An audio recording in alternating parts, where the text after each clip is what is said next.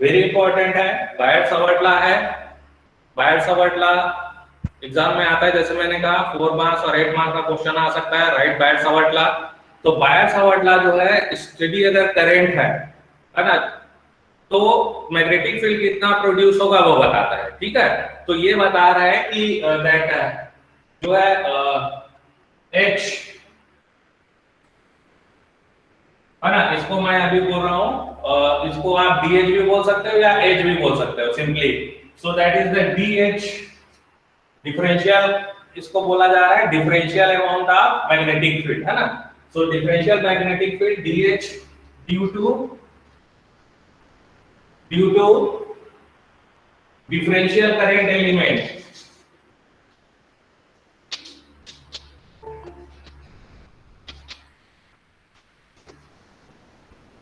Differential current element क्या कहता है, पहला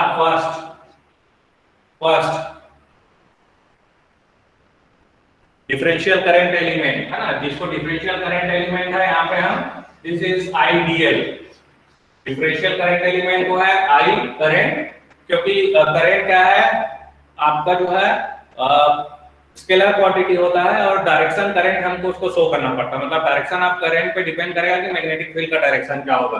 तो उसको शो करने के लिए जनरली हम लोग जो अगर वायर वगैरह में है तो उसको DL वेक्टर, जो लेंथ का डायरेक्शन होता है उसी लेंथ का डायरेक्शन को हम लोग करंट का डायरेक्शन बोलते हैं ऐसा। तो इसलिए IDL वेक्टर साथ में लिखते हैं। तो अगर कोई करंट एलिमेंट है, जैसे वायर वगैरह का केस में हम लोग करंट एलिमेंट के फॉर्म में लिखते हैं IDL। तो IDL अगर कोई ये कह रहा है कि किस तरह से ऐसा एक वायर है, ठीक है, एक वायर है, ये कोई वायर है, it is carrying current I ऊपर की तरफ, ऐसा इस तरह से स्टडी करंट है, ठीक है। If any wire is carrying current, तो हम इसको बोल रहे हैं यहाँ पे ये जो है IDL, ये डिफरेंशियल करंट बोल रहा है इसको, ये वाला जो पार्ट है इतना, this you can see differential current. तो बायट सावर्ट लॉ कहता है कि अगर कोई वायर है, if it is carrying current, then it will produce magnetic field। तो magnetic field intensity we talk in terms of H करेंगे, जैसे B बोलेगा तो BU H करके निकालेंगे। तो ये कहता है due to this portion small current element ideal vector at point P, इस point P पे that is at a distance of R from here at any point, मतलब आप बोल सकते हो the DH due to differential current element ideal vector at point P, ठीक है, क्या बोलता है, is proportional to product of current and length of line element, so that is equal to IDL ऐसा। तो प्रोडक्ट ऑफ करंट और उसका length, ये दोनों के प्रोडक्ट में रहेगा। एंड दूसरा sine of angle between this line sin of angle between this current element and radius vector। तो ये अगर इनके बीच एंगल थीटा है, तो ये कहता है that is proportional to sin theta, that is the angle between differential current element and radius vector, जिस पर्टिकुलर पॉइंट पे आपको चाहिए। तो इन दोनों के बीच, मतलब इसके और इसके बीच, इधर हम लोग IDL वेक्टर ले रहे हैं, इधर इसके बीच ये है, ठीक है। और थर्ड कहता है इनवर्सली प्रोपोर्शनल टू डिस्टेंस का स्क्वायर। तो ये R अगर डिस्टेंस है दोनों के बीच डिफरेंशियल करंट एलिमेंट का, जिस पॉइंट पे यहाँ पे हमको कैलकुलेट करना है ऐसा। तो ये बता रहा है कि जो है inversely proportional to R square, मतलब DH जो है inversely proportional to R square है। और फोर्थ जो है वो है डायरेक्शन, बताता है कि direction of field will be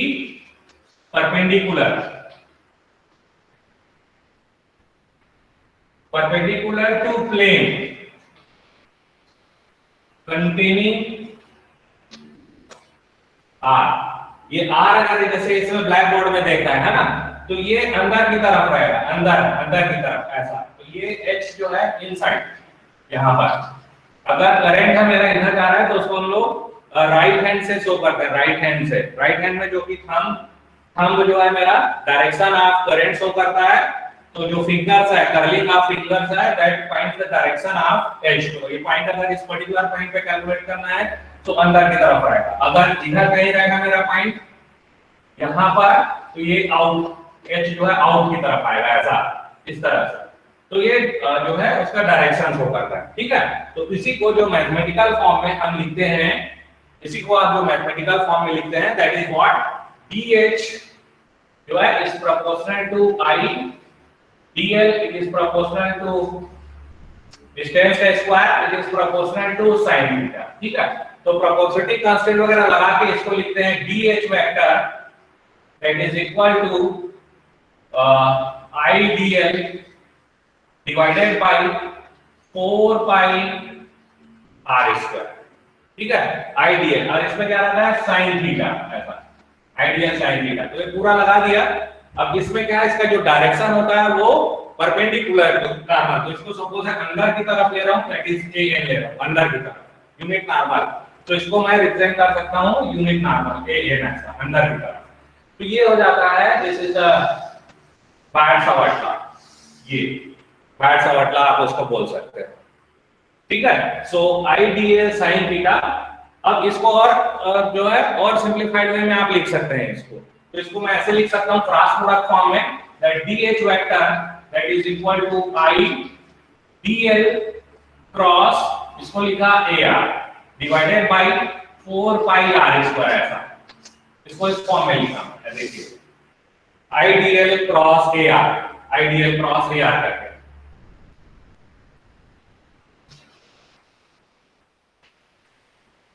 तो बहुत इंपॉर्टेंट है बायट-सावर्ट लॉ, और उसी को अप्लाई करके फिर हम लोग infinite filament, finite filament, ring, ये सब फिर डिस्कस करना है अपने को। सो DH vector that is the field vector in ampere per metre, है ना, एम्पियर पर मीटर में इतना है, ठीक है। अब इसको जैसे है DL क्रॉस AR, AR क्या है, that is unit vector towards R direction, ऐसा याद रखिएगा। तो ये अगर फर्स्ट पॉइंट है तो ये मेरा सेकंड पॉइंट है, तो R जो बोल सकते हैं बेसिकली R/2 है, या इसको आप बोल सकते हैं R vector that is from 1 to 2, so that is R/2 vector है। ऐसा अगर आपको कंफ्यूजन हो रहा है कि R कहां से कहां है, so this is from 1 से लेके 2, 1 से लेके 2, तो ये R वेक्टर ऐसा इसको रिप्रेजेंट करेंगे, ठीक है। Distance between 1 and 2 that is R distance पे।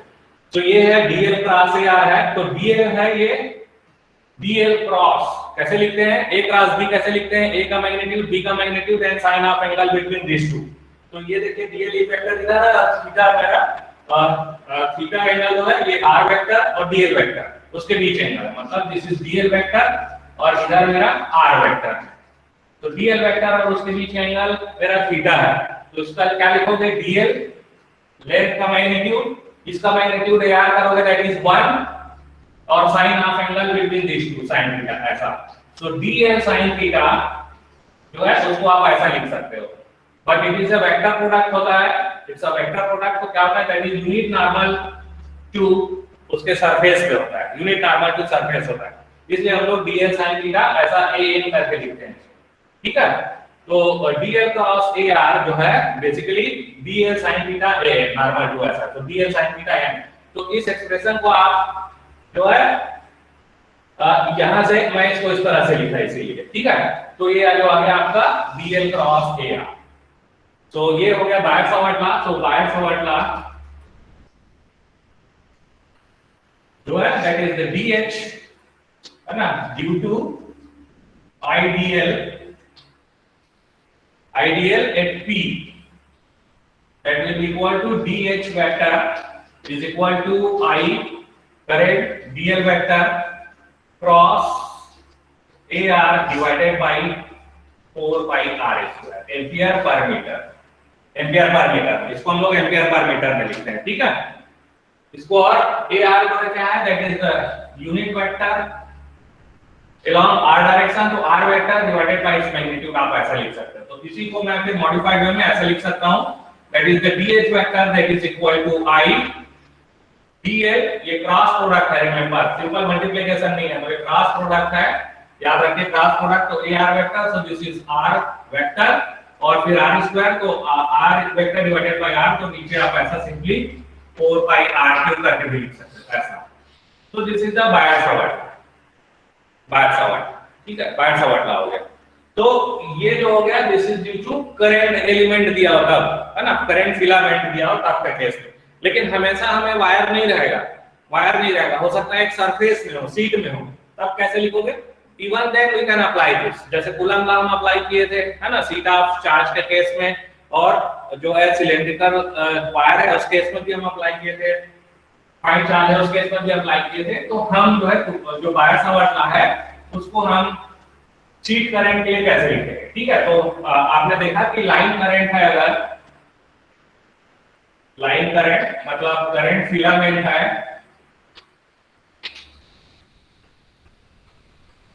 करंट फिलामेंट है, तो बायट-सावर्ट लॉ को आपने लिखा that DH vector is equal to I dl cross AR divided by 4 pi r square, ऐसा लिखा, ठीक है। तो ये आप फर्स्ट केस ले लीजिए। नाउ सेकंड केस में अगर मेरे पास अगर शीट ऑफ है करंट, शीट करंट बोलते हैं, शीट करंट है, तो उसको हम लोग डिफाइन करते हैं in terms of K vector, इसको हम बोलते हैं एम्पियर पर मीटर। इसका भी जो है यूनिट होता है, इसको आप बोलते हैं करंट पर यूनिट लेंथ,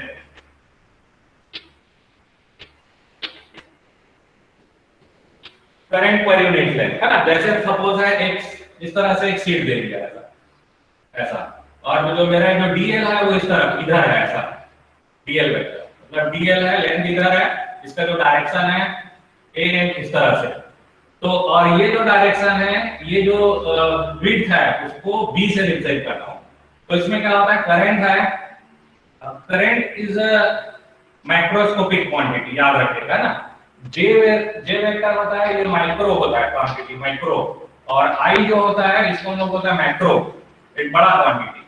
तो I जो होता है करंट एक पॉइंट नहीं लिखते, करंट पर्टिकुलर सरफेस एक लार्जर एरिया में होता है, जैसे करंट थ्रू दिस सरफेस, है ना, करंट थ्रू दिस सरफेस कितना होगा, कैसे लिखते हैं। तो करंट और जो करंट डेंसिटी, ये जो डेंसिटी होता है J वेक्टर, इसको आप इस तरह से निकालते हैं। इसको J को अगर डबल इंटीग्रेशन करते हैं, अगर कोई डिफरेंशियल सरफेस एक ऐसा दिया हो ds, तो इसका एरिया नॉर्मल होता है। तो करंट डेंसिटी जो है हमेशा जरूरी नहीं है कि वो परपेंडिकुलरली क्रॉस करे उसको। तो उस केस में जैसे करंट निकालना है इसमें di through this differential surface, तो उसको हम लोग J वेक्टर डॉट ds करते हैं ऐसा।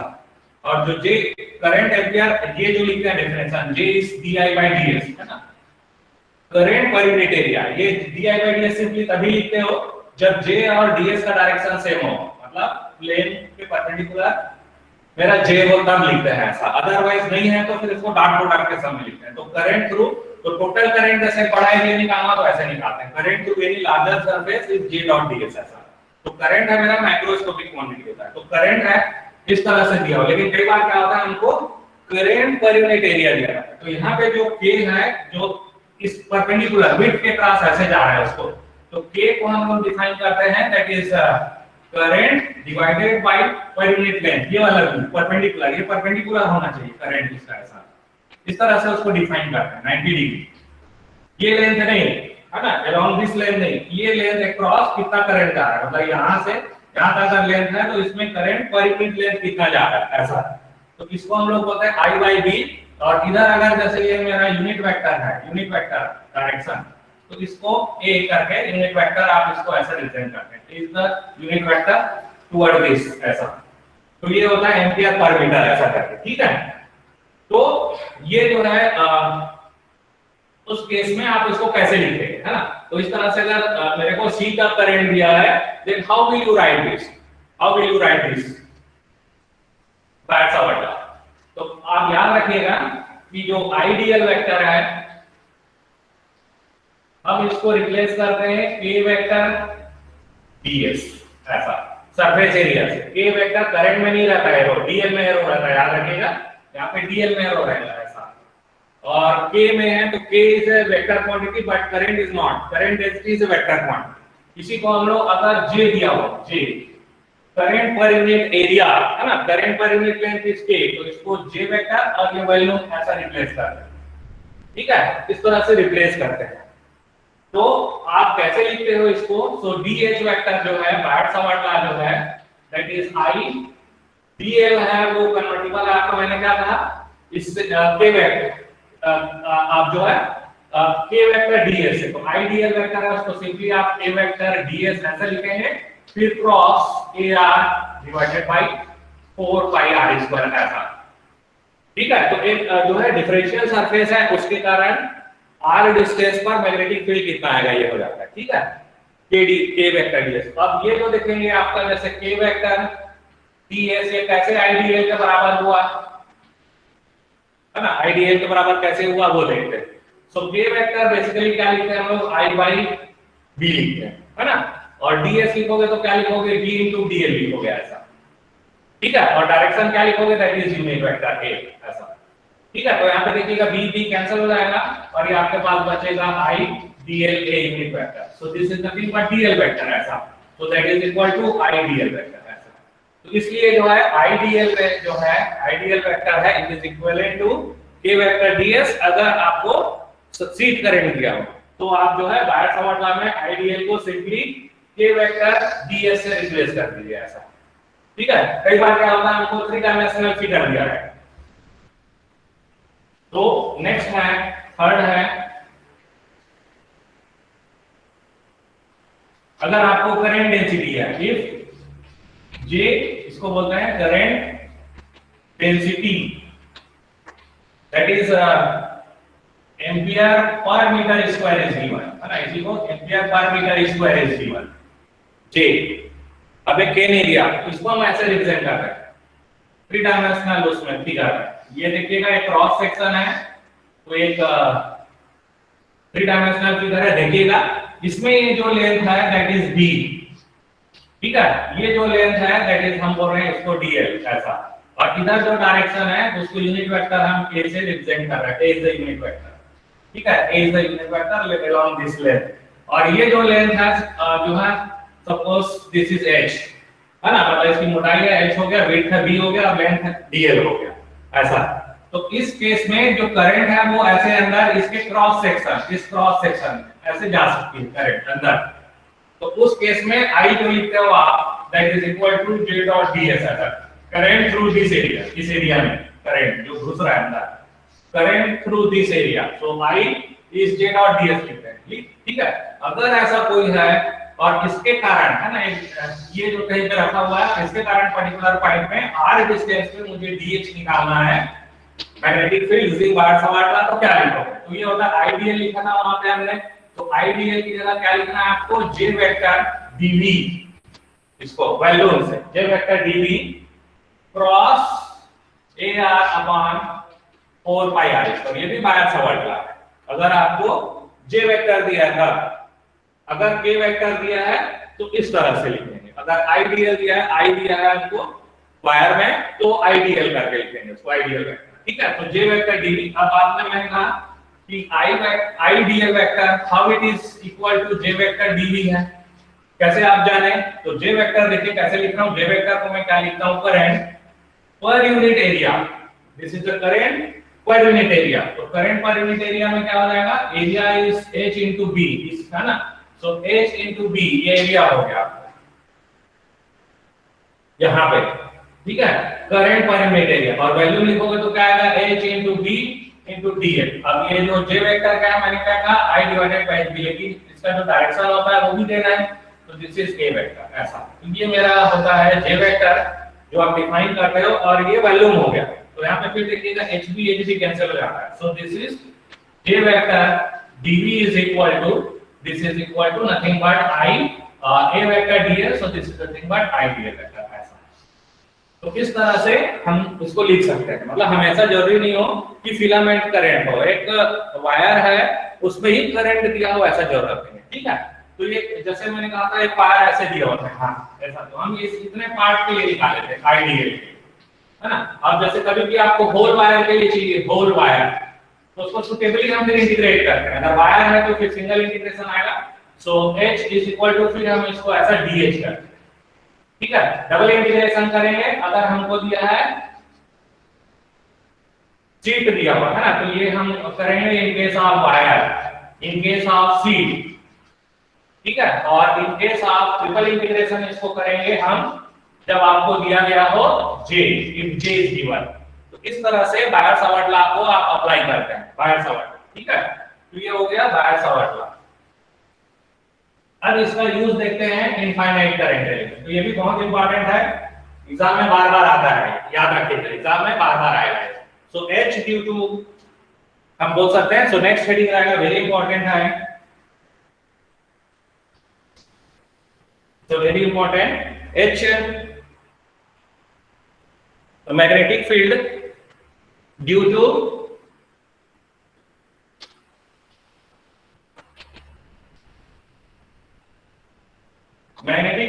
infinitely long filament current, long filament current, ये हमारा जो है assumption है कि जो फिलामेंट करंट है that is propagating towards z direction, it is carrying current I, ठीक है। तो इस तरह से मैं दूसरा जो बोर्ड है उसका यूज कर रहा हूं यहाँ पे, इस तरह फॉर्मेटिंग डायग्राम। तो हमारा हेडिंग है, ये बार-बार आता है एग्जाम में, बहुत इंपॉर्टेंट है, याद रखिएगा, वेरी इंपॉर्टेंट। 7 मार्क का क्वेश्चन आता था, derived expression for magnetic field due to infinitely long current filament जो कि steady current I Z direction में फ्लो कर रहा है, ठीक है। तो ये इस तरह से हम एक जो है देखिएगा, ये मैं जो है एक क्वाड्रेट एक्सिस बना देता हूं, x y z ऐसा, ये देखिएगा x एक्सिस है, y है और ये z एक्सिस है ऐसा। तो ये वायर है मेरा इधर है टुवर्ड z एक्सिस ऐसा, इस तरह से रखा हुआ है ना, ये जो वायर है इस तरह से। So this is from z is equal to minus infinite to infinite है, and the current is flowing towards this z direction ऐसा। और यहाँ पे ये जो कोई पॉइंट P है, ये P है यहाँ से, जो कि रो डिस्टेंस में है। यहाँ पे मेरा एम है what will be the magnetic field with direction निकालना है इसको, H vector at point P, ठीक है। एक कोई वायर है infinite long, it is carrying current I, मतलब इसको बोल रहा है infinite long filament carrying current I steady, I is constant with respect to time, this is steady. तो इस पर्टिकुलर रो डिस्टेंस पर कितना करेगा, फार्मूला होता है H vector is I divided by 2 pi rho, जैसे इलेक्ट्रिक फील्ड होता था है ना, rho L divided by 2 pi rho A rho, तो उसी तरीके से I divided by 2 pi rho A rho, ये फार्मूला आता है, स्टैंडर्ड डिराइव हो गए। तो इसको हमको डिराइव करना है ऐसा बोल सकते हैं, ठीक है। तो अगेन हम क्या करेंगे, एक जेड हाइट पे, ये देखिएगा ये जेड हाइट पे यहाँ से ऐसा, ये जेड हाइट पे जो है आप एक डिफरेंशियल लेंथ लीजिए हाइट dl को, ठीक है। तो इस ये जो पार्ट हो गया यहाँ पे जो देख रहे हैं ऐसा, this is ideal vector, differential current element, ठीक है। ये हो गया आपका पॉइंट 1 है, और यहाँ से जो है डिस्टेंस है पॉइंट P का, now this is suppose r, तो r vector is from here, ठीक है, और इसका जो लेंथ है वो r है ऐसा। तो यूनिट वेक्टर भी इधर जो हम करेंगे that is ar from here to here, ये यूनिट वेक्टर हो गया, ठीक है। तो हम निकालेंगे पहले इसके कारण, तो हम निकालते हैं that is the dh vector at point P, ठीक है। तो बायर-सावर्ट लॉ से, तो बायर-सावर्ट लॉ अप्लाई कर रहे हैं, तो Biot Savart law we are applying, जैसे कूलम लॉ से निकाला था, इनफाइनाइट करंट डेंसिटी है रो L है ना, इनफाइनाइट वायर है, if it is carrying uniform charge per unit length rho L coulomb per metre, तो हमने अप्लाई किया था, उसी तरीके से इसको अप्लाई कर रहे हैं। तो हम लिखेंगे यहाँ पे that is dh vector, dh at P due to ideal vector ऐसा, आइडियल वेक्टर, ठीक है। तो ये इसको आप r1 वेक्टर ले सकते हो ऐसा, पोजीशन, ये ओरिजिन है, तो r1 वेक्टर आप रिप्रेजेंट कर सकते हो, दिस r1 वेक्टर इज कैसे लिखोगे, z az, it will point toward z direction ऊपर, ठीक है। इसको आप जो है r2 वेक्टर ले सकते हो, स्मॉल r2 वेक्टर ऐसा। तो r2 वेक्टर है, आप कैसे लिख सकते हैं इसको, दैट इज रो a रो, इतना चुप करना है ना, इलेक्ट्रोस्टैटिक में कूलम लॉ में जब निकाले थे लॉन्ग वायर के केस में, तो वहां पे देखे थे। तो r2 वेक्टर इज रो ए रो। तो यहाँ पे देखिएगा this vector r1 vector plus r vector, because ऐसे जा रहा है इस तरह से, and that is equal to this vector r2 vector ऐसा। तो यहाँ पे जो r वेक्टर आ गया, this is equal to r2 vector क्या है, मैंने कहा rho A rho. So this is r2 vector is rho A rho, ठीक है। तो आपका याद आ जाएगा r vector that is rho A rho minus Z A Z. तो ये r वेक्टर आपने निकाल लिया, ठीक है। देन r भी आप निकाल सकते हैं। So r is rho square plus Z square under उसका जो मैग्नीट्यूड रहेगा, ठीक है, rho square plus Z square ऐसा। तो ये हमने dh वेक्टर एक p due to ideal vector, इसके कारण इस पॉइंट में, तो सपोज ये मेरा सेकंड पॉइंट है ऐसा, ठीक है। तो ये आप लिख रहे हो that is the dh vector Biot Savart law से, that is ideal cross ar divided by 4 pi r square, ठीक है। उसको अप्लाई कर रहा हूं, उसको और फर्दर मैं लिख देता हूं ideal vector cross ar is r vector divided bye, क्योंकि ar जो रहेगा यूनिट वेक्टर अलोंग r, सो r vector divided bye its magnitude r, ठीक है। सो r वेक्टर, सो ये मेरा नीचे 4 पाई r क्यूब हो जाएगा ऐसा, ठीक है। And what is dl vector here, this dl vector मेरा किधर है, ये dz लेंथ है और किधर है az direction, so this is dz az ऐसा लिखते हैं, ठीक है। तो आप जो है यहां पे रख दीजिए dl वेक्टर की वैल्यू r वेक्टर की वैल्यू। तो ये मेरा आ जाएगा dh वेक्टर कहां पर, एक p पॉइंट p पे है ना, पॉइंट p पे मैग्नेटिक फील्ड कितना प्रोड्यूस होगा आइडियल के कारण, अभी पूरा वायर नहीं है, ड्यू टू होल वायर नहीं, because of this portion only differential length इतना पार्ट है, ठीक है। So that is i dl vector, so that is dz az लिखेंगे इसको ऐसा। Then remember it is a cross product, remember this is a cross product, cross product. तो r vector की value लिखेंगे, सो r वेक्टर इज क्या है, r vector आपका rho A rho minus Z A Z ऐसा divided by 4 pi r cube, so this is rho square plus Z square 3/2 है ना, r cube है r वेक्टर, इसकी वैल्यू लिखा, ठीक है। तो a z यहां देखिएगा, तो क्रॉस प्रोडक्ट है a rho a phi a z ऐसा, rho phi z cylindrical coordinate में डील हो रहा है, तो आप देखेंगे इसका a z cross a rho है ना, तो a z cross a rho is a phi होता है, याद रखिएगा, ठीक है। तो a z cross a rho is a phi, और फिर a z cross a z हमने बताया था सेम के साथ अगर क्रॉस प्रोडक्ट लोगे तो 0 आएगा, मतलब ये वाला जो टर्म है मुझे नहीं मिलेगा यहाँ पे, a z cross a z is 0। ये मेरे पास आ गया dh vector that is equal to i dj, ठीक है। ये रो बना यहाँ पे, और a z क्रॉस a रो बना a फाई बना, और ये मेरे पास बचा 4 pi rho square plus Z square 3/2, याद रखिए बहुत इंपॉर्टेंट है। तो यहां तक अपन पहुंच गए ऐसा, ठीक है। तो a फाई आया, मतलब ये शो कर रहा है कि सिलेंड्रिकल कोऑर्डिनेट में अगर ये पर्टिकुलर मेरा प्लेन है तो ऐसा ऐसे a फाई कहां से होता है, x एक्सिस से हम लेते हैं ऐसा, तो ऐसे इस तरह से ऐसे जा रहा है फाई, सिलेंडर का होता है तो फाई ऐसे जाता है ना। तो ये वायर है, तो ये मेरा जो फाई डायरेक्शन है अंदर इन की तरफ ऐसा, दैट इज आपका a फाई ऐसा।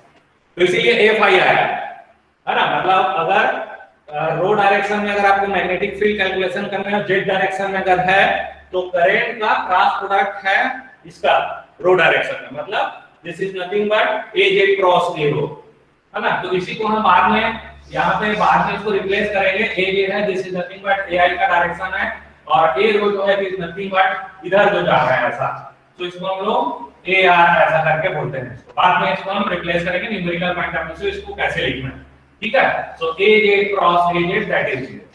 तो यहां तक पहुंच गए, तो ये हुआ this is due to this part इतना। तो आप देखिएगा इसको मैं ड्यू टू होल वायर कर रहा हूं, ठीक है। So now due to whole wire,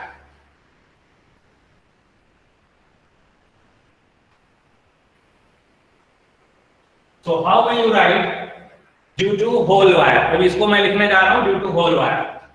तो due to whole filament or wire, ठीक है। तो आप बोलोगे कि एच वेक्टर इसका डीएच, जहां जेड मेरा वेरी कर रहा है माइनस इनफाइनाइट से लेकर ये पूरा इनफाइनाइट तक, ऐसा।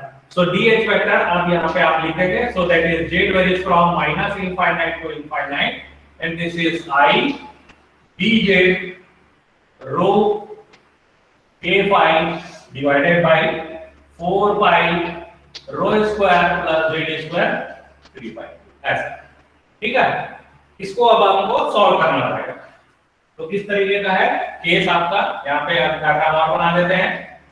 यहाँ पे आप देख सकते हैं, तो ये रो था, यहाँ से जेड है, ठीक है। ये एंगल आप यहाँ पे अल्फा ले सकते हैं, ऐसा। So here I am taking this as alpha. So I am taking here cot alpha. So cot alpha is क्या लिखोगे z by rho, क्योंकि ये मुझे dz है यहाँ पे, so z is rho cot alpha रखना है यहाँ पे, ठीक है। So put here z is equal to rho cot alpha. तो वेरिएबल चेंज कर रहा हूं, so dz integration variable dz is equal to minus rho cot alpha का कोसेक स्क्वायर अल्फा होता है, डिफरेंशिएशन d अल्फा, ऐसा, ठीक है। तो आप जो है इसको इस तरह से आप एक्सप्रेस कर सकते हैं, ठीक है। So h vector is equal to क्या आ गया, minus infinite to infinite i dz is minus rho cosec square alpha, rho को रहने दीजिए रो और ए फाई, और ये डी अल्फा, ऐसा, डिवाइडेड बाय नीचे आ जाते हैं, सो दैट इज 4 पाई, ये बन जाएगा आपके पास रो क्यूब, और ये नीचे बनेगा 1 प्लस, इसमें जो रो स्क्वायर प्लस रो स्क्वायर, फिर ये क्यूब है 3/2, तो रो क्यूब पूरा बाहर निकाल दिया, नीचे बनेगा 1 प्लस कॉट स्क्वायर अल्फा, तो ये cosec square alpha into this 3/2, तो ये आपका बनेगा यहाँ पे कोसेक अल्फा क्यूब, ऐसा, ठीक है। तो कोसेक स्क्वायर अल्फा आपको न्यूमरेटर में मिल रहा है, क्यूब नीचे मिल रहा है, तो नीचे बचेगा कोसेक अल्फा, तो अल्टीमेटली यहाँ पे आपके पास ऊपर आ जाएगा, और ये रो तो यहाँ पे आ जाएगा आपके पास, so h vector is equal to, और यहाँ पे जो है आप याद रखिएगा, क्योंकि जेड के रेस्पेक्ट में है ना, तो ये इवन फंक्शन है। यहाँ पे जब इवन फंक्शन रहता है तो सेम एक्सप्रेशन को इसको आप ऐसा लिख सकते हो, 2 टाइम्स लिमिट है z varies from 0 to infinite, ऐसा करते हैं, 2 times z varies from 0 to infinite, minus infinite to 0 to 0 to infinite, ऐसा करके आप जो है z varies from 0 to infinite करके 2 टाइम्स कर सकते हैं, ठीक है। तो वहां पे जब आप करेंगे तो अल्फा की जो लिमिट है वो कितना आएगा आप देख सकते हैं वहां पे, ठीक है। तो इस तरह से आप जब आप करेंगे इसको, सो दैट इज इस तरह से आ गया पूरा, dz is equal to minus rho cosec square alpha, एक तो ये यहां बचेगा आपके पास, नीचे जो बचेगा दैट इज 1/4 पाई रो, ठीक है। यहां बचेगा आपके पास सिंपली साइन अल्फा, ऐसे करके साइन अल्फा,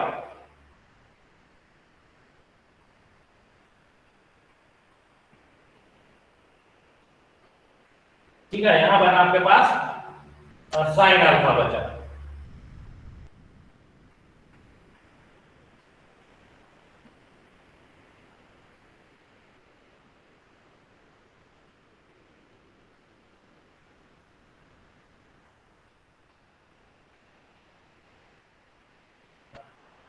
एक मिनट, यहाँ पे अपने को 10 अल्फा ले लेते हैं, कोई दिक्कत नहीं है।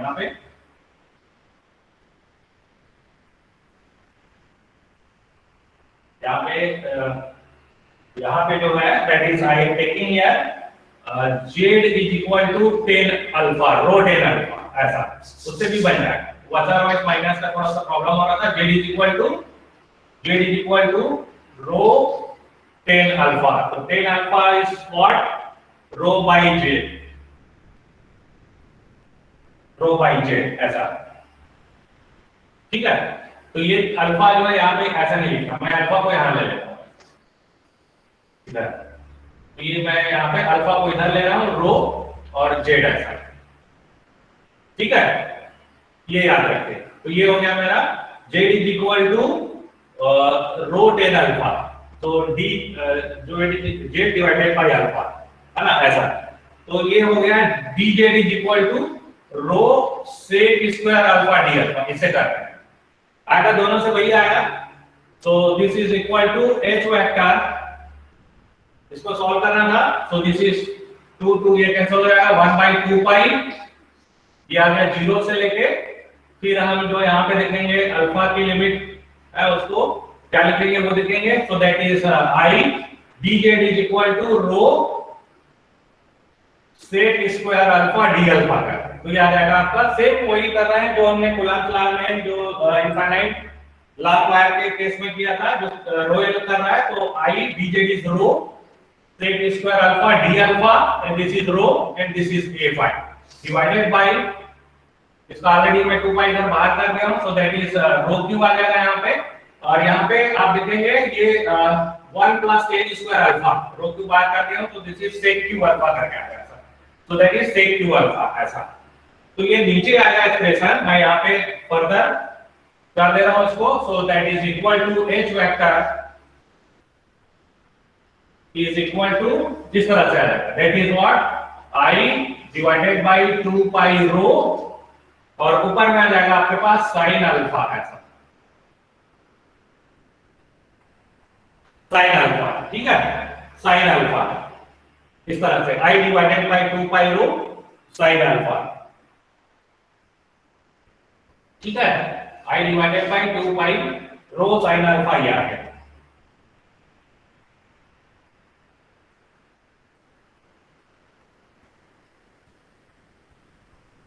ठीक है। So that is H vector is equal to and that is d alpha, ये आ गया नीचे, नहीं सॉरी कॉस अल्फा है, ऊपर में कॉस अल्फा सेक फॉर्म में था, तो ये कॉस अल्फा आ जाएगा, ठीक है।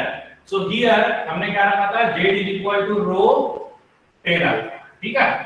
तो यहाँ पे देखिएगा जब आपका जेड इज इक्वल टू 0 है तो alpha 0, and when z is infinite है तो alpha is pi by 2, alpha is pi by 2, ऊपर में cos square sec square alpha था, नीचे सेक क्यूब अल्फा था, तो नीचे बचेगा सेक अल्फा, तो ऊपर न्यूमरेटर में आया cos अल्फा, ठीक है। सो अल्फा वेरीज फ्रॉम 0 से पाई बाय 2, और इधर मेरा एंगल था a फाई का उसका, ठीक है। तो ये आ गया almost, so h vector is equal to i divided by 2 pi rho, a phi को आप लिख दीजिए, और cos अल्फा का इंटीग्रेशन है that is sin alpha 0 to pi by 2, तो ये आ गया मेरा expression that is equal to i divided by 2 pi rho, I divided by 2 pi rho and that is a, because sin pi by 2 is 1 and sin 0 is 0, तो इस तरह से आपने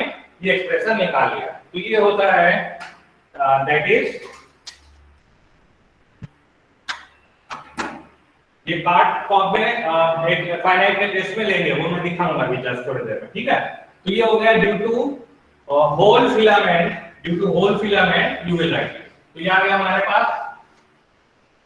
So infinite long filament, so for infinite long filament carrying I, है ना, मतलब इस तरह से ये जो करंट है I इनफाइनाइट है, माइनस इनफाइनाइट से इनफाइनाइट, अगर ये z डायरेक्शन में है, so h वेक्टर वहां पे ये जो है that is at point p, कितने डिस्टेंस पर है rho, so h vector is I divided by 2 pi rho a rho, ये ऐसा, ठीक है।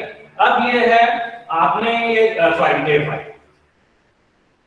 फाई मतलब वायर अगर इस तरह से आपने z डायरेक्शन में रखा है, तो जो मैग्नेटिक फोर्स रहेगा इन अंदर, तो दैट इज a फाई ऐसा। तो इसको हम लोग बोलते हैं right hand thumb rule, right hand rule बोलते हैं, जिसमें अगर if thumb is the direction of current then magnetic field है it will be in circulation, तो हमेशा याद रखिएगा मैग्नेटिक फील्ड सर्कुलेशन में प्रोड्यूस होता है, तो मैग्नेटिक फील्ड है इस तरह से ऐसा प्रोड्यूस होगा, डायरेक्शन क्या रहेगा ऐसा, so this is the phi direction, a phi direction ऐसा इस तरह से। if direction of current is z direction ऊपर, so in this way you write। लेकिन अगर न्यूमेरिकल वगैरह में उसी को हमको इंप्लीमेंट करना है न्यूमेरिकल में, है ना, ये फार्मूला को, ये तो तब है जब z डायरेक्शन में अगर कोई रैंडम इस तरह से रखा हुआ है ना, रैंडम है जिसमें हम लोग इसको ai बोल रहे हैं, करंट का डायरेक्शन, करंट है माइनस इनफाइनाइट से इनफाइनाइट है, और यहाँ कहीं मेरा पॉइंट है p, वहां पे निकालना बोल रहा है, ठीक है। तो क्या करेंगे, ये परपेंडिकुलर डिस्टेंस होता है, याद रखिए जो रो है, तो यहाँ पे फर्स्ट पॉइंट निकालना पड़ेगा जो हम लोग कर रहे थे इलेक्ट्रोस्टैटिक में, और ये सेकंड पॉइंट निकालना पड़ेगा ऐसा। तो ये r वेक्टर है दैट इज फ्रॉम 1 to 2 है ऐसा, ठीक है, और ये r12 डिस्टेंस रहेगा। तो इसमें कैसे लिखना है देखिए, सो यहाँ पे जब निकालोगे इस तरह से दर दिया है, so h vector is equal to I current divided by 2 pi, distance क्या है r, तो ये r लिखोगे 1 से लेके 2 तक, यहाँ पे एक परपेंडिकुलर डिस्टेंस है वो वाला डिस्टेंस ऐसा, ठीक है। तो रो की जगह r12 लिखोगे या सिंपली r लिखोगे जो कि इस दोनों के बीच का डिस्टेंस है ऐसा r, और a फाई जो था वो क्या था, a फाई जो है रिजल्ट, ये रो डायरेक्शन था ना, तो ये जो बोलेंगे इसको हम ai का करंट जो z डायरेक्शन में था क्रॉस, इसका क्रॉस प्रोडक्ट लेना है जो हमारा रेडियस वेक्टर है unit vector towards r direction, तो उसका, तो ये हमेशा अब जैसे मैं z डायरेक्शन बोला इसको z, है ना, तो ये z डायरेक्शन ऐसे रखा है, तो मुझे रो डायरेक्शन में मतलब रो डिस्टेंस पे चाहिए, तो यहाँ पे क्या लिखोगे आप, a रो लिखोगे ऐसा, तो a z cross a rho तो a फाई आएगा ऐसा। तो अगर यही z डायरेक्शन में अगर ऐसा होता है करंट, तो ai आप लिखते थे az, ठीक है, और ar को आप a रो लिखते थे, तो ये ai क्रॉस ar आपको a फाई दे रहा है, तो इसलिए इसको ऐसे याद रखना है न्यूमेरिकल पॉइंट ऑफ व्यू से। कोई जरूरी नहीं है न्यूमेरिकल में कभी x एक्सिस पे प्लेस करता है, कभी y एक्सिस पे प्लेस करता है, कहीं z एक्सिस पे प्लेस करता है, या xy प्लेन में कोई एंगल बनाते हुए प्लेस कर देगा x एक्सिस से या y एक्सिस, इस तरह से भी देते हैं, ठीक है। तो आपको याद रखना है उसको, ये फार्मूला को कैसे अप्लाई करना है, you have to apply how. तो ये हो गया इनफाइनाइट है उसके केस में, याद रखिएगा फार्मूला जैसे आपने याद रखा था। तो इलेक्ट्रिक फील्ड अगर है ऐसा, है ना, अगर रो एल है तो रो डिस्टेंस में कैसे लिखते थे, electric field is equal to rho L upon 2 pi rho A rho ऐसा। अब यहाँ पे करंट आ गया है ना, करंट है रो डिस्टेंस में, तो यहाँ पे इलेक्ट्रिक, यहाँ पे मैग्नेटिक फील्ड लिखते हैं ऐसा H vector. So this is I divided by 2 pi rho a phi. तो ये याद रखना है, ये हमारा इलेक्ट्रिक फील्ड में हुआ, ये मैग्नेटिक फील्ड में हुआ, इनवर्सली प्रोपोर्शनल टू डिस्टेंस।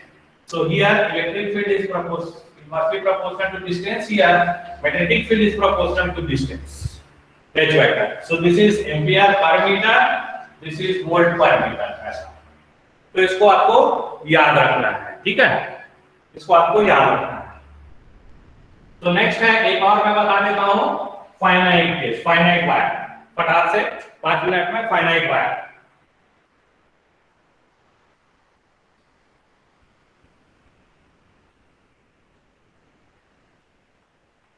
तो अब नेक्स्ट देखने जा रहे हैं H due to finite long wire, finite wire, तो इसलिए इसको फाइनाइट वायर। ये भी आ चुका है, इंपॉर्टेंट है, very important exam point of view से, वेरी इंपॉर्टेंट है एग्जाम पॉइंट ऑफ व्यू से। ये कहता है कोई इस तरह से देखिए, ये कोई इस तरह से रखा हुआ है वायर ऐसा, ये यहां से लेके यहां तक है, ये वायर जो है यहां से यहां तक है, आप बोल सकते हो Z1 से Z2 तक है ऐसा, ये वायर है। अब ये यहाँ कहीं पॉइंट P है, वहां पे निकालना है जो कि ओरिजिन से रो डिस्टेंस पर है ऐसा। तो ये एंगल फॉर्म में देते हैं इसको, ये हो गया यहाँ से एंगल कितना बना रहा है, और ये एंड है, एक एंड है ये अल्फा 1 बना रहा है, और दूसरा एंड है ऐसा अल्फा 2 बना रहा है ऐसा, और ये रो डिस्टेंस में। तो इसका जो स्टैंडर्ड फार्मूला होता है दैट इज H वेक्टर, अगर z डायरेक्शन में करंट है, इधर करंट मेरा इधर है, So I divided by 4 pi rho, है ना, I divided by 4 pi rho, I divided by 4 pi rho cos alpha 2 minus cos alpha 1 ऐसा करते हैं। इस तरह से निकालो करके प्रूफ करने भी आ चुका है या फाइनाइट केस में। तो ये फाइनाइट केस में कैसे करना है, तो पूरा प्रोसेस वही रहेगा। अगेन एक हम लेंगे यहाँ पे डीएल लेंथ लेंगे, है ना, डीएल वेक्टर, यहाँ पे करंट आई है तो आइडियल वेक्टर ये यहाँ से लेके फिर यहाँ तक ऐसा बोलेंगे, इसको आर वेक्टर है तो सेम यही काम करेगा फिर, ठीक है। So that is dH vector is equal to I dl vector cross AR divided by 4 pi r square। Process पूरा वही रहेगा, बस लिमिट चेंज हो जाएगा। So that is I dl vector is again dz az लिखोगे cross AR is again वही चीज, यहाँ से यहाँ तक आप r1 वेक्टर लिखोगे, इसको r2 वेक्टर लिखोगे, ठीक है। So r1 vector plus r vector is r2 vector. So r vector is ये आपका rho A rho minus Z A Z, तो ये आ जाएगा आपके पास यहाँ पे R vector divided by 4 pi R cube, ठीक है। So that is I D Z A Z cross product है, R cube is again sorry R vector यहाँ लगा दिया ऊपर में, A R is R vector divided by R, तो ये यहाँ पर आ जाएगा आपका R vector. So that is rho A rho minus z az divided by 4 pi r cube। So this is rho square plus z square 3 by 2 again az cross az 0 हो जाएगा, so that is I यहाँ पे आ जाएगा rho dz az cross a rho that is a phi। अब इसके बाद main है इंटीग्रेशन है वो फाइनाइट लिमिट में है, ठीक है। तो 4 pi rho square plus z square 3 pi, तो ये हो गया dh वेक्टर हमारा, यहाँ तक सेम आ गया जो इनफाइनाइट केस में था वहां तक था, ठीक है। अब इसको हमको ये cos alpha 2 minus cos alpha 1 form में वहां तक लाना है। तो ये भी एग्जाम में आ चुका है, याद रखिए, बहुत इंपॉर्टेंट है finite case, important, very important, ठीक है।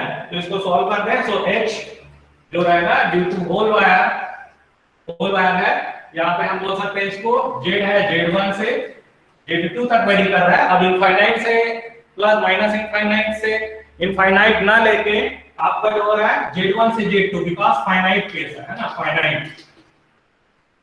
फाइनाइट लेंथ आपको आ रहा है, दिस नॉट इनफाइनाइट, याद रखिएगा। तो ये हो गया I rho dz upon 4 pi rho square plus z square 3 by 2 and this is a phi, ऐसा, ठीक है। तो ये हो गया। अब यहाँ पे देखिएगा एक्चुअल में अल्फा 2 का फॉर्म में दिया, तो इसलिए मैं वहां पे अल्फा का फॉर्म में लेना था, तो आप इसको इस तरह से ले लीजिए, है ना। तो नाउ टेक केयर, यहाँ पे जो लेंगे this is I D Z है हो गया यहाँ पे, and that is towards a Z ऐसा ले रहा है। तो this is I D L vector यहाँ पे था फर्स्ट पॉइंट पे, और ये मेरा पॉइंट बी था, तो इसको अल्फा ले रहे हैं यहाँ पे। So you take this as alpha, ये अल्फा ले रहा हूं, कहां पे था ये जेड और रो ऐसा। तो अब मैं यहाँ पे कॉट अल्फा के फॉर्म में लिख रहा हूं, कॉट अल्फा के फॉर्म में लिखूंगा इसको, तो क्या लिखूंगा, that is rho this is z by ऐसा, जेड बाई रो लिखूंगा, है ना। तो यहाँ अल्फा अब यहाँ पर है, याद रखिए, यहाँ पहले उसमें यहाँ लिया था बट यहाँ पे लिया, क्योंकि मेरा जो फॉर्मूला है वो अल्फा 1 यहाँ से यहाँ तक ऐसे केस में, तो 1 और 2 के बीच रेडियस वेक्टर यहाँ पर है, और ये जो लाइन एलिमेंट है, करंट एलिमेंट है, मेरा कहां से कहां जाएगा, यहां से लेकर यहां तक जाएगा। मतलब यहां पे मेरा z है, z1 से z2 जाएगा, और अल्फा की बात करूं अगर ये अल्फा है ना, यहां से ये एंगल अल्फा है, तो यहां से अल्फा 1 से अल्फा 2 जाएगा, ऐसा बोलेंगे, ठीक है। सो कॉट अल्फा, सो ये आ गया z is equal to rho cot alpha, so dz is equal to minus rho cosec square alpha d alpha, ऐसा। तो यहां पे हम अब इसको सॉल्व कर लेते हैं। सो h vector is equal to I divided by 4 pi, जो कॉमन है वो हमने बाहर कर दिया, इसका इंटीग्रेशन में नहीं है। अब अल्फा जो है अल्फा 1 से अल्फा 2 हो जाएगा, ऐसा।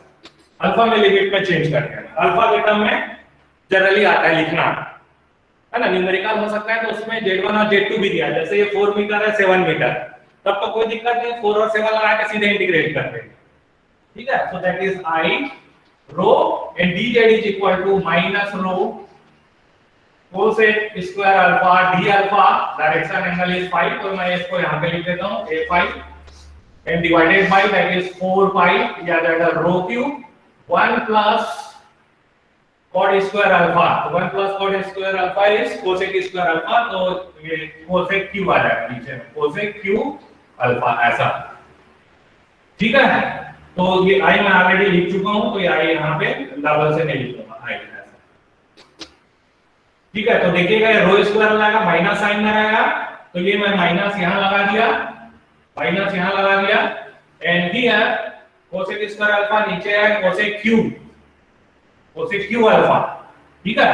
तो मेरे पास नीचे आ गया 4 पाई, सिंपली एक रो बचा, और नीचे जो है आप माइनस बाहर निकाल देंगे, तो यहाँ पे 1 अपॉन cosec, तो ये आएगा सिंपली sin ऐसा dl, ठीक है। माइनस साइन है यहाँ पे, याद रखिएगा minus, so that is equal to minus i a phi divided by 4 pi रो,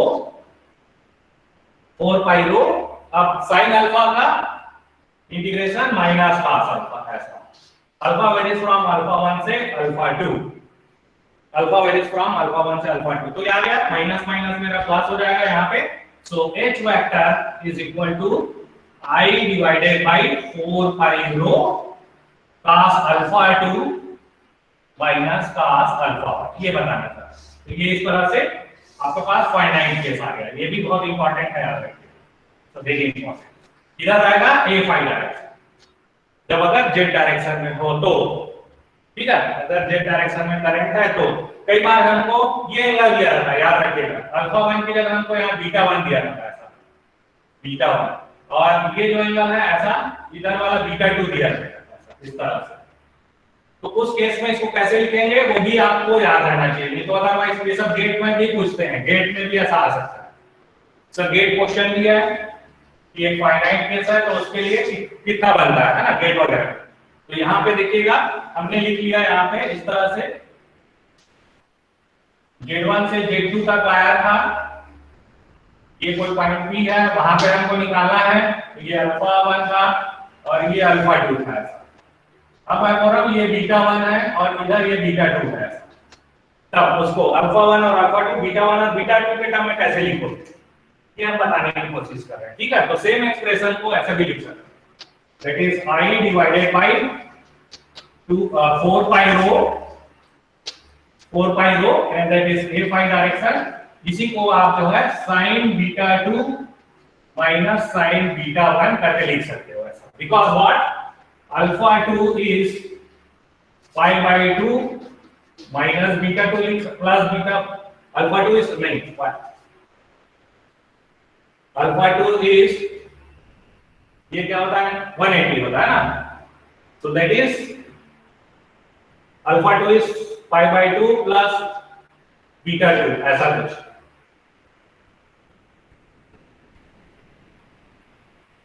ये 90 है, सॉरी 90 पाई बाय 2 कर रहा है, पाई by 2 minus beta 2 and alpha 1 is pi by 2 minus beta 1 ऐसा। तो यहाँ पे जब आप लगाएंगे यहाँ पर, so that is h vector is equal to I divided by 4 pi rho a phi, and this is cos pi by 2 minus beta 2 minus sin pi by 2 minus beta 1, so this gives this. तो इस तरह से भी आप उसको लिख सकते हो, तो ये हो गया फाइनाइट केस। अब इसको न्यूमेरिकल में कैसे अप्लाई करेंगे नेक्स्ट क्लास में देखते हैं, आज के लिए इतना ही करते हैं, ठीक है। कोई डाउट हो तो आप लोग पूछ सकते हो, ठीक है। फाइनाइट केस में ये फॉर्मूला या ये this one, finite case alpha 1 और अल्फा 2 निकालना पड़ेगा, है ना। ये रो दिया रहेगा आपको और ये दिया, तो ये डिस्टेंस मालूम रहेगा, ये मालूम रहेगा, तो ये डिस्टेंस निकाल सकते हो, यहाँ से यहाँ तक ये डिस्टेंस मालूम रहेगा, ये रो मालूम रहेगा, तो आप अल्फा 2 निकाल सकते हो, उसको पुट करना रहेगा और उसके हिसाब से फिर depending upon alpha 1 and alpha 2 and rho value आपके पास मैग्नेटिक फील्ड आ जाएगा इस पर्टिकुलर पॉइंट पे। तो ये फाइनाइट वायर है, यहां से यहां, याद रखिएगा उस केस के लिए। तो इस तरह से आप इसको सॉल्व करेंगे। तो आज के लिए इतना ही करते हैं। सो इनफाइनाइट फिलामेंट और फाइनाइट फिलामेंट दोनों हमने देख लिया, infinite and finite both. If you have any doubt, then you can ask. Otherwise, this is time for attendance.